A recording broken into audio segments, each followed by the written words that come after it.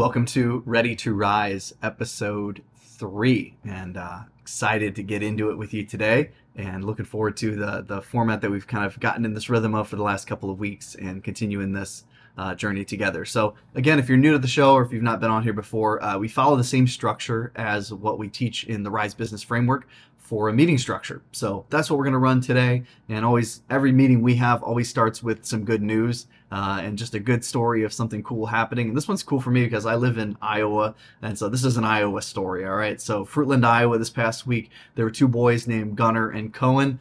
So shout out to Gunnar and Cohen. They were out on a bike ride near Muscatine, Fruitland, Iowa area, and they spotted what looked like someone lying in the yard. And so they could have just kept going and passed by, but they went over there and they found that there was an elderly woman who was feeding her horse and had slipped and fallen into the ditch there. And Gunnar and Cohen went over there and found this lady there. No food, no water, no phone, just stuck. And quickly called one of their moms. The care got there, support came in, and somebody came in and helped and saved her life. So KWQC in Muscatine, Iowa area. Thanks for sharing that story. Just cool to see young people who see a need. A lot of times young people get a bad rap for being complacent or not caring. And these two young men, congratulations to you. Thank you for being good Samaritans, seeing somebody in need and not just passing by, but stopping and seeing what's wrong and seeing how you can help. So, cool, good story there. And there's enough bad news out there. There's enough bad stuff happening around us. Cool to every now and then hear a good story of somebody doing something good. So great job, young men. So congratulations on that. I want to do a quick update on our Stoplight report. We talk about this every week. Again, there'll be a link in the show notes. But a couple of key metrics that we're tracking that have changed over the last week since we talked about our Stoplight report. Inflation ran hot. May CPI came in at 4.2%.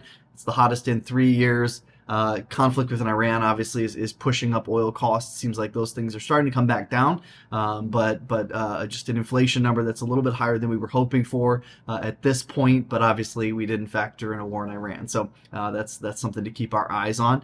Our inflation numbers still 3.8, but Fresh Read says pressure is building, not easing when it comes to inflation. So still something to keep an eye on, that the numbers continue to go up. Owners have raised prices at a 2-year high, net 36%. Latest surveys showing that owners are raising prices the most they have since 2023 by a percentage of the cost of things. And so you see people trying to make adjustments inside their business to offset for the war, to offset for inflation, to offset for a lot of other things. And so if you're an owner and you're feeling the pinch in your expenses, it's probably because a lot of your suppliers are charging more than they were before, and you may have to offset for that as well. So keep that in front of you. Owners raising prices, again, that 2-year high, keep an eye on. Confidence still low. Optimism's at a 95.3 and uncertainty at a 91. Again, it's below its 50-year average for the third month in a row now. And this is something we're keeping an eye on month over month, is that owners and business leaders and small businesses are not feeling very confident at the moment, and it's showing up in the numbers. And so something to keep our eye on. Good news on the Stoplight report. The unfilled openings fell to 29%. That's the lowest since May of 2020. So hiring is filling out. Roles are starting to be adopted. Again, you could take a contrarian or a negative point of view of that and say, well, AI is canceling out some roles that maybe people were going to hire for. I don't see that to be the case. I just think businesses are starting to find quality candidates. And what that means for you and your business, which is really great news, is that there's not as much competition for candidates as there was prior. So raise your standards as far as the quality of people that you're looking to hire, because job openings are not as plenteous as they were last month, not as plenteous as they've been for a few years. So folks have to be a little less picky with where they're going to go to work, and gives you as a business owner an opportunity to either upskill or find great people or whatever the case might be to help your company. So something to keep an eye on. A commitment check-in. I do this every week, just every quarter. We have quarterly commitments we make as a company, and so I've got 4 of them I'm working on. I got a few more weeks to knock these out. We're going to complete the Rise software. So Rise Business Framework will have a software tool by the end of the quarter. We're excited to start beta testing that and rolling that out to some customers and clients and things like that. So we're excited about that. I'm in the process of writing a book. So still something I'm working on. It's a project. It's going to be a little bit of a push to see if I can get it done by the end of the quarter. But I'm hopeful. I'm hopeful and I'm committed to it. So hopefully we get that done. We were able to help Sharper Business Solutions. We were able to find a marketing director. So off my list. And then last, finalizing our Brand Lab marketing mastermind. This is something we worked on last year and rolled out a mastermind and super, super valuable. Helped a lot of people, enjoyed doing them, but we're retooling it a little bit. So coming into Q3 of this year, should have some initial plans laid out for what Brand Lab is going to be moving into the future. So excited about sharing that with you. Again, so important that we set quarterly commitments and we do these things. I'm in Nashville, Tennessee today and just finished this exact same exercise with the team here. Walk through, set what are the most important things for the quarter, and those are the things that they're going to go execute on. And so if you're a business owner, you should have 4 things every single quarter that you say, these are the most valuable, most important, most vital parts of my business this year, and don't wane on them. Get them done. So thank you for helping me stay accountable for it. Been a full week this week. I always like to just kind of share where I've been and what I'm doing. Started the week at home and did some coaching calls on Monday and headed to the airport. Flew to Phoenix, Arizona. So on Monday afternoon, I was on the Disruptors podcast with Steve Trang and had a great conversation with Steve. That'll be out in a few weeks. I'll make sure we get it on the socials and everything where it's at. But enjoyed being on that podcast there with Steve in Phoenix. And then the next day, I did their company's quarterly planning session for objection-proof AI. If you're a business owner, specifically in real estate, and you want to see what real estate investing is going to look like potentially in the future with AI agents, specifically as it comes to sales, as it comes to lead management, I would definitely look into objection-proof AI. Steve's super sharp. His team's super sharp. He's got some incredible engineers building some really, really great stuff. So there's a free plug for you, Steve. Don't worry. I don't need anything for it. Today, last night I flew from there to Nashville, Tennessee. I'm just outside of Nashville today working with the team. And then tomorrow I'll be doing some marketing work with them, doing a marketing workshop and going through some stuff with them there. And then I leave from there to go to just outside of Orlando, Florida to work with another great company there. And then on to the next week. So lots happening here, there, and everywhere, and just excited and grateful for the privilege to help these great companies and work with them and help them get structure and clarity and help them rise. So with that, let's get to our structure. Again, this is our issues list that we tackle every week of what are some of the latest trends in business in those different categories of resource, inspiration, systems, and engagement. Again, just to give everybody a refresher, resources is time, money, people. Inspiration, we're talking about core values, company culture, purpose. Systems, we're talking about processes, procedures, and policies. And in engagement, we're usually talking about marketing, advertising, and sales. So we'll start with resources. Each section, I got 2 current trends or current challenges that we're seeing in the business space, and then just some few thoughts about it, why it matters to you and your business, what you should be thinking about, how you should be making adjustments in your business as it relates to those things. So let's start with resources, all right? Obviously, a lot of the news right now is around the war in Iran and oil prices all over the place and whether or not that's affecting. Obviously, when those things happen from a macro perspective, you don't feel it right away. It takes a little bit of time. And the May CPI reports of inflation are starting to show that those numbers have made their way down to businesses. Morgan Stanley, the Dallas Fed, all warned that prolonged conflict led to these high oil prices, therefore hotter inflation, more uncertainty, and now small businesses are starting to feel the ripple effect of some of that. Now, obviously, all of our hope is that conflict ends soon and that we're able to get the strait opened and the oils to flow back through. That should help compress that and get that back on track. But for you and your business, this is why it's so important that right now you really, really keep your eye on your P&L, You keep your eye on your projections for the month. You keep your eye on your weekly stoplight report. If you are not tracking your numbers week over week, when these adjustments take place, that your large competitors have teams of people managing and teams of people keeping their eyes on, if you don't look at them on a regular basis, you'll get caught from behind and you'll not know what to make the adjustments on. Right now, I'm working with a lot of teams to just let's get these pro formas, our monthly projections, as tight as we possibly can. In a lot of cases, I'm sitting with teams where we had great aspirations of grandeur back in December of last year and January, and we set really aggressive goals that if we kept them, it could damage the business. So making slight adjustments to get us more in line with where the economy is today and where things are.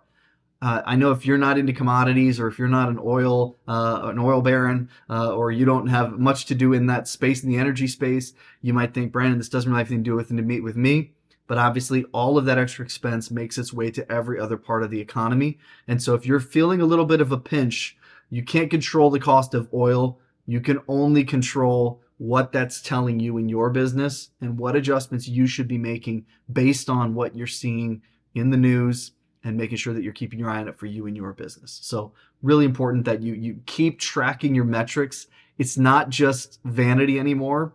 It's so that you can see something changed, and I either have a people problem and I need to coach my team and train my team and lead my team, or I have a process problem. The process we were doing before isn't leading to the result we were getting before, or the market has shifted and the product or service I used to offer may need to be revisited so that I stay in line with what the market is asking for. So really important. Second resource story.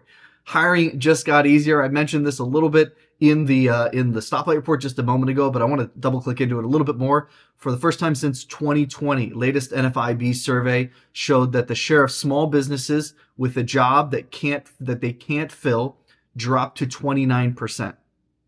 So in other words, roles open, they couldn't find somebody to fill it. It's down to about 29% of those roles left existing. That's the lowest since May of 2020.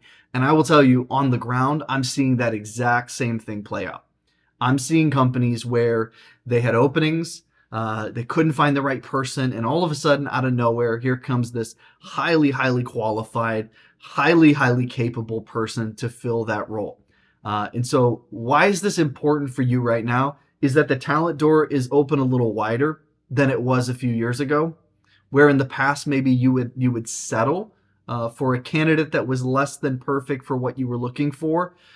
You should be a little bit more selective than you were prior to just get somebody in there.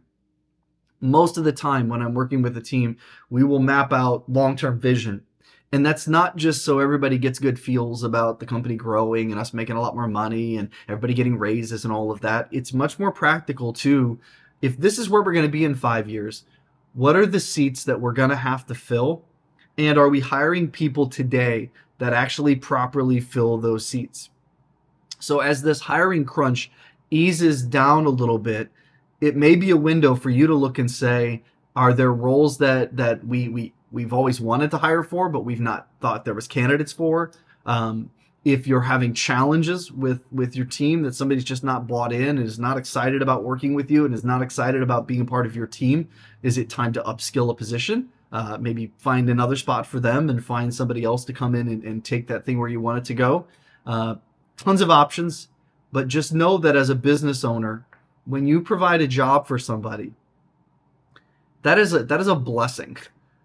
I push on this a lot with my teams that I work with, that they need to have an understanding that we are providing an opportunity for somebody. And while we are grateful that people take of their time and their energy to come work with us, and people choose to come work with us, and that is a trust and a stewardship that we should take seriously, that somebody would work with us, it's also providing them a great living. And it's should be very mutually beneficial to both of us. And so finding great people, holding them accountable to a standard, helping the company grow so that we all win together is really valuable and really important, especially now where there's a little bit more opportunity for jobs. All right, let's get on to inspiration. So we talked about resources, time, money, people stuff. Let's talk about some inspiration. The economy is splitting in two, and you got to kind of pick which half you're going to be on. I've been talking about this, I feel like, for months now. that there's going to be a very much a haves and a have-nots, and maybe a better way to describe it is a will and a will-nots when it comes to businesses moving into the future. The NFIB itself said something strike the latest reports, which is the economy is becoming increasingly divided. One side of the economy is very, very AI first, and the other side of the economy is going to be AI never. I was just listening to a gentleman talk about this who is building a lot of the new org chart as it relates to AI, and how companies are going to have to completely rethink how they function and how they operate based on the tools that are going to come in. This is really, really important to you because I'm not sure that there's a perfectly wrong or right answer here. And let me clarify this. If you're in certain industries, it may be better for you to be a much more bespoke, customized, perfectly specific to a perfect one person versus a company that integrates a ton of AI, automates everything. Everything is handled by AI agents, and you can be much more efficient. Those are two very different things. I'll give you an example. If I'm working with a company and they have a very clearly defined customer, very clearly defined process, very clearly defined outcomes, that's all very easy to automate, and AI is a great place for that. On the other side, I'll give you an example. My daughter owns a boutique, and that boutique is very curated with specific things that she knows because of the time she spent there, and because my wife is an incredible genius when it comes to boutiques as well. Because of that, that is a very hand-curated store. My daughter should not go try to let AI pick out what she should have in her store. It's very intuitive. It's very in touch with what's going on around her, and she puts things in there that make sense at the moment and stays ahead of trends with data that doesn't even exist, which is intuition. On the other side, companies that are very dedicated to a specific process and it's just a repetitive task, if you're not looking at AI, you will get ran over. And it's just making sure that as we look at that, we clearly articulate and inspire our teams as to what kind of company we're going to be and what their posture should be as it relates to our business. We literally should probably sit down with every role in our business and re-underwrite what their roles and responsibilities are, what tools and resources they should be using on a regular basis, what's our expectations of them, what are our measurables and KPIs, because the things that we created 6 months ago may not make sense if we're properly integrating AI into the business. And so just make a decision as a business which economy you're going to participate in. The one that's very bespoke and very customized, or the one that's a little bit more technical and AI driven. So make your choices and your decisions. All right, inspiration number 2.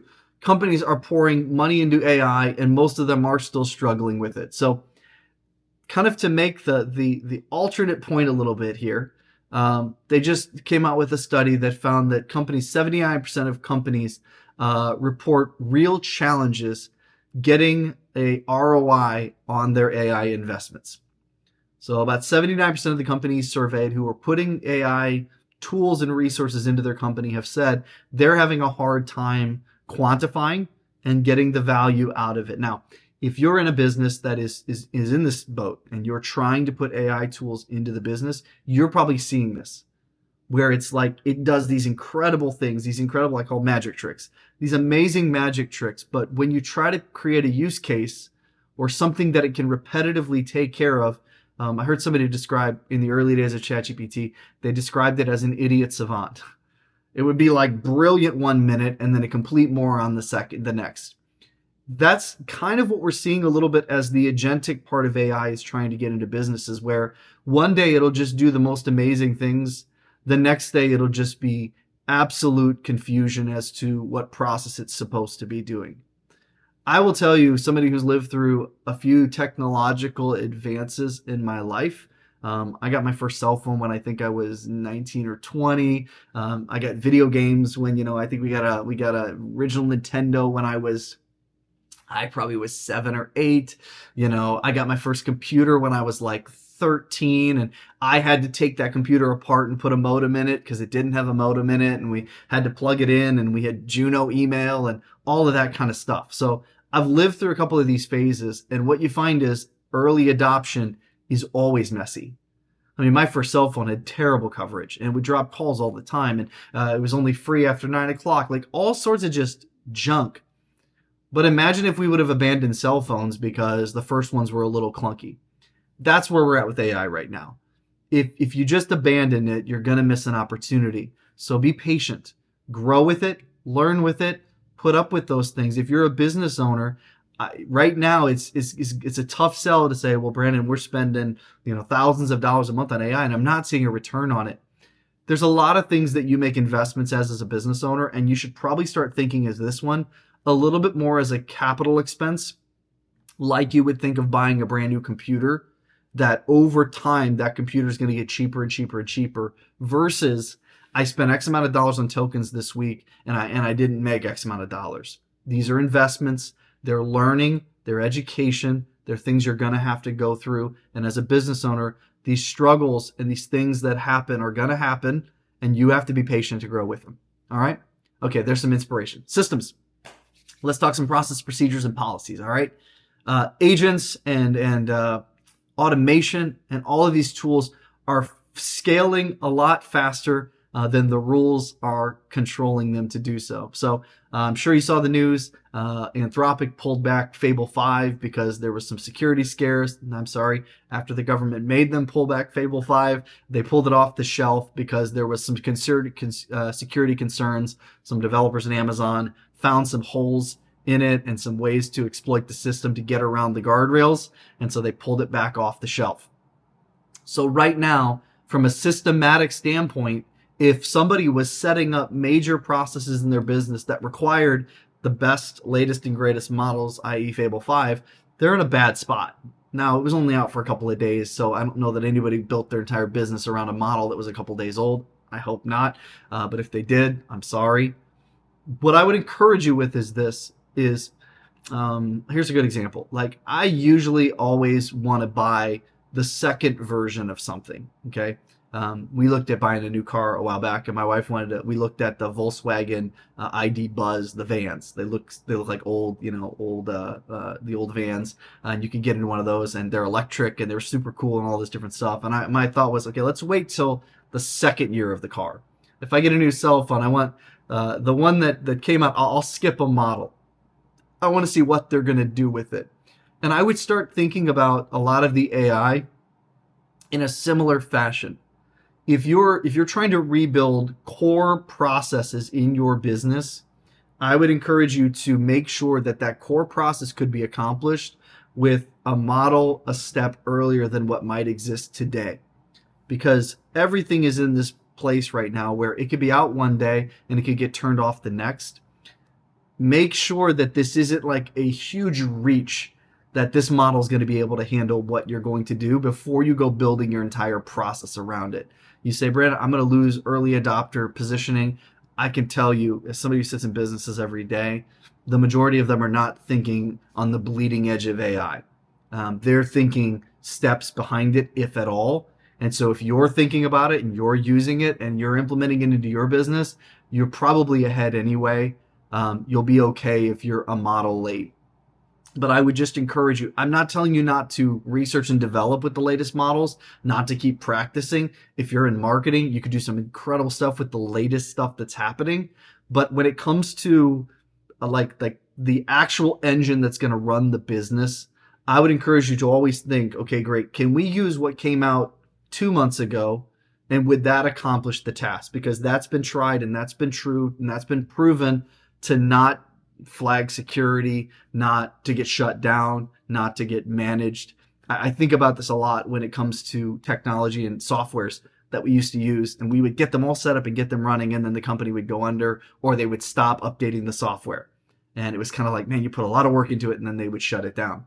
I would think the same way with this right now, is just wait, get some comfort with what's maybe a month behind, and then grow your AI strategy as you go.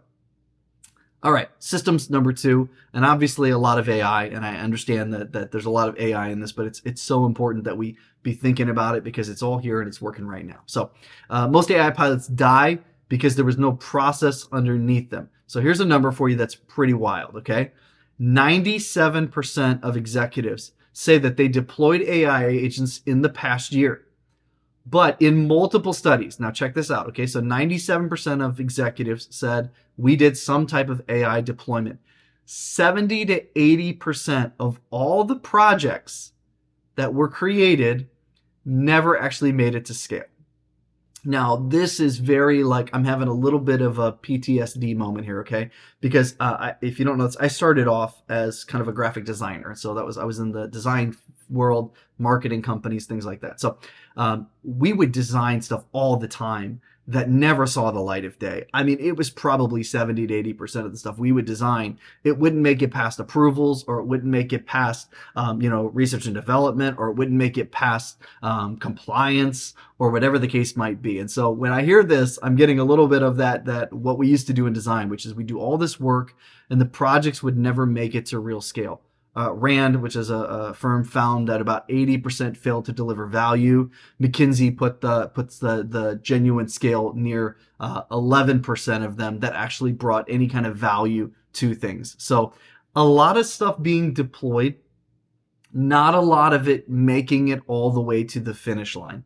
And I will tell you, as somebody who's using these tools every day, I'm just as guilty of this as just any other business. I've probably got 100 tools sitting either in my v0.dev account or sitting in my Plot account or in my Claude account or sitting in my, I'm not using ChatGPT anymore, but like sitting there, great ideas, great concepts, because a lot of this stuff can get us to 80%, but the magic's in the 20% where it actually gets deployed. So let me encourage you like this as a business owner. You've got to find people on your team and create meeting structure and cadence, project management, and ways to be able to get these things across the finish line that don't require you. I will tell you, for me, the best uses of AI I've had so far are the ones where I will spin it up, I will get it at 80%, and then I will give it to somebody else and say, okay, I need you to get this across the finish line, versus trying to get it there myself, because we know this. The beginning part is the easy part. I could go right now on any of these tools and I could say, I need a website that does X, Y, and Z, and it'll look okay. What it's not going to be is it's not going to have the right information unless I told it exactly what it needed to know. It's going to have a funky picture here. It's not going to look right on a cell phone. It's going to have all those little tweaks that seem little but take all the time. And so if you're the innovator of your business, great, innovate. But make sure that you surround yourself or find people or source people or get vendors or whatever the case might be to get it across the line, because we're wasting a ton of stuff. I mean, if you just took the amount of money and you use that statistic and the amount of money in just token costs, wasted time of stuff that's not getting deployed, I mean, it'd be in the trillions. And so just really, how are we actually getting this across the finish line? Project management and planning are more critical now than they have ever been at any time. If you are not planning these projects out ahead of time, again, statistically speaking, 70 to 80% of them will never see the light of day. Nobody will ever use them, and they'll just sit there, and it'll be a fun little adventure, but it's not something that's being used. This is where, when we teach in Rise, a System 60 meeting to sit down and process map, not sexy, not something that's like, this is so much fun, I can't wait to process map again. More required now than ever before. Metrics and measurables, timelines as to when things are going to go out. Okay, let's get into some engagement. I'm done with talking with processes, so if you're here for the marketing, you can turn the show back on. All right, here we go. Branding, marketing, advertising, and sales. There is some new ad channels. Okay, now I'm gonna preface everything I'm about to say here with brand new stuff. Okay, this is not anything that has proven metrics and measurables enough to make major decisions for your business. Okay, so proceed with caution. I will say these things with the caveat: if you have a service provider or a vendor or a marketing company or whatever telling you that they're the expert at these things. It's not possible. They've been out literally for days, not months. So keep that in mind. Okay. There's a brand new channel. ChatGPT has announced that as of May 5th, OpenAI has opened ChatGPT advertising to any U.S. businesses through now a self-serve ad manager platform. No minimum spends. Sign up and run ads inside the chat experience where hundreds of millions of people are now asking their questions. OpenAI is publicly targeting, okay? They've publicly announced a $2.5 billion in ad revenue this year that they're targeting, okay? Let that sink in for a second. It's May 5th, and they're targeting $2.5 billion in ad revenue this year. They got 2 quarters to do $2.5 billion. That's insane. What does this mean for you? It's a new front door. It's an unproven front door. I'm sure they paid a substantial amount of money and hired the most gifted people they can find who have experience in selling paid ads. That being said, we have no idea how the consumer is going to react to paid search in their ChatGPT. Whether or not they're going to like that, be okay with that, reject that. We have years of data and trillions of data points to prove how PPC works and how we know how a user is going to think about a sponsored post and what they're going to do with it and what the click-through rate's going to be and how long they're going to be on the page. It's scientific. This is new. So I would encourage you, if you're a business owner, taste. You need to take a part of your budget and go try this, set up some ads, figure out how they're going to work, figure out what's happening. I'm encouraging all of our clients with brand design that we're working with them right now to start putting some money into these accounts to try them. I am not leveraging what we need for leads next month on ChatGPT getting those leads for us. Excuse me. So taste with caution. Test the new channels, small budgets, measured budgets.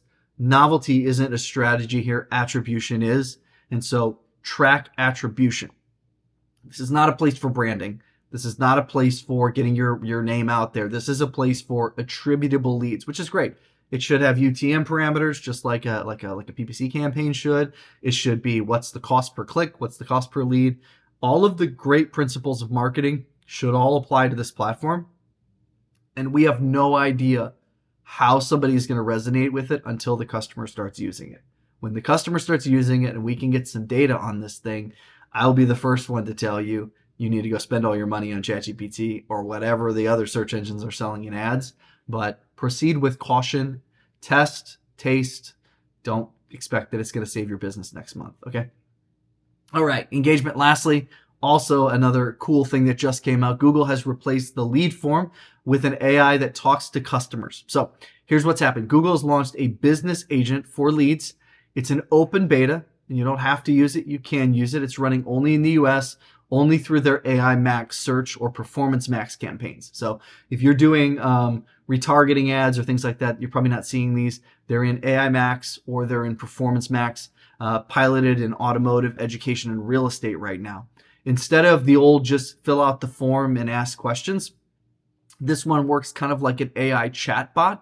It asks some questions and built right into the ad. The AI will ask them questions, get information, collect it, and see what's happening. This is a very first touch with a lead that is increasingly being handled by a machine.